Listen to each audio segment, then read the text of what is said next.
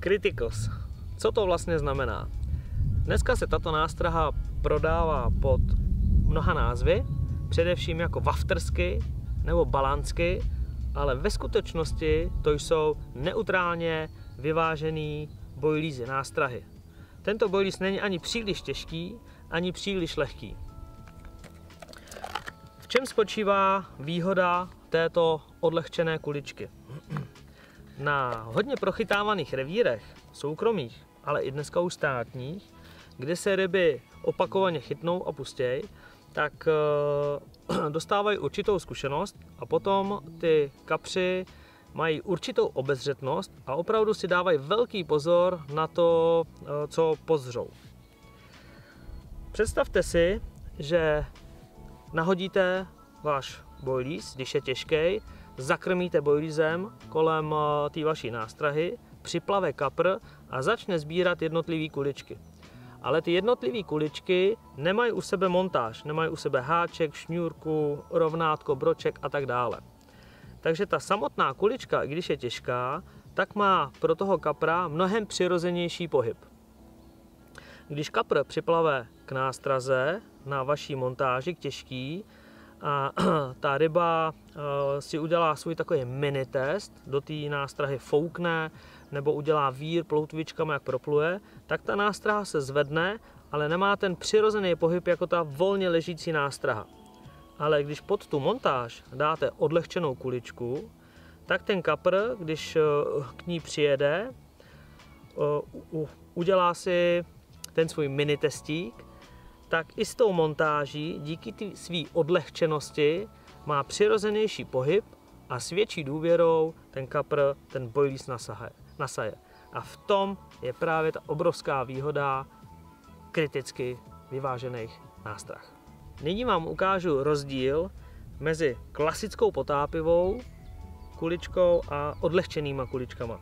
V ruce držím jednu kuličku potápivou a dvě odlehčený, kriticky vyvážený.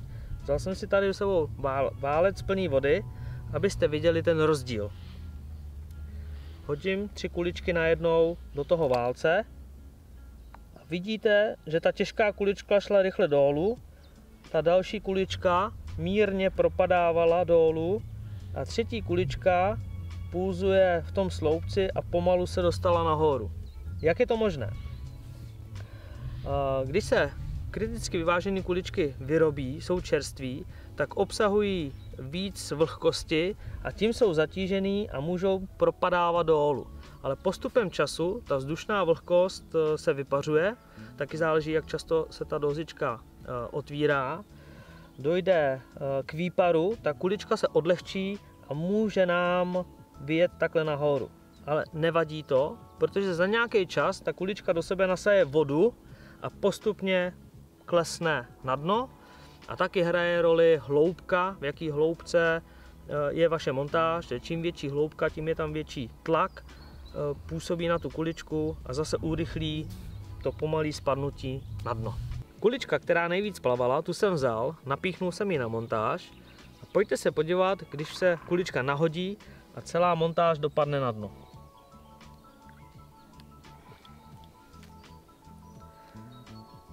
Kulička má tak malý vztlak, že zvedne jenom bojlí vlas, ale už nemá sílu zvednout háček. A to je dobře.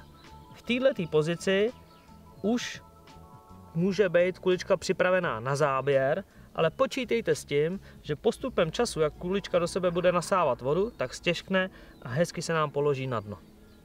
Jak jsem se zmiňoval, kulička může po nahození hned mírně dopadnout na dno, nebo takhle lehce plavat, ale je potřeba počítat s tím, že za nějaký měsíce nebo za rok ta kulička se může odpařit, odlehčit a může vám zvedat háček a to už je špatně. Aby se tohleto nestalo, mám pro vás tip, úplně jednoduchý. Vezmete si Criticals, vezmete si booster, lehce je zalejete a tím v nich udržíte stále vlhkost a ta kulička bude připravená tak, jak má být. Většina odlehčených nástrah se vyrábí tak, že se vezme jedno univerzální pop-up těsto a to se zatěžuje. Já jsem to chtěl ale udělat lépe a vzal jsem naše originální mixy, originální esence a pouze jsem je odlehčoval, takže udělal jsem to obráceně. A chtěl jsem docílit toho, že když zakrmujete třeba devil krylem, tak abyste nastražovali přesně tu samou kuličku ve stejném složení. Takže to jsou naše kriticky vyvážené kuličky. Kritikalsky využívám především při lovu velkých zkušených kaprů, ale taky je používám na závodech. Když si chci neutrální kuličky zatraktivnit, použiju booster, ale spíše používám ostrou esenci. Kritikalsky jsou pro mne jedním z nejlepších produktů z naší nabídky.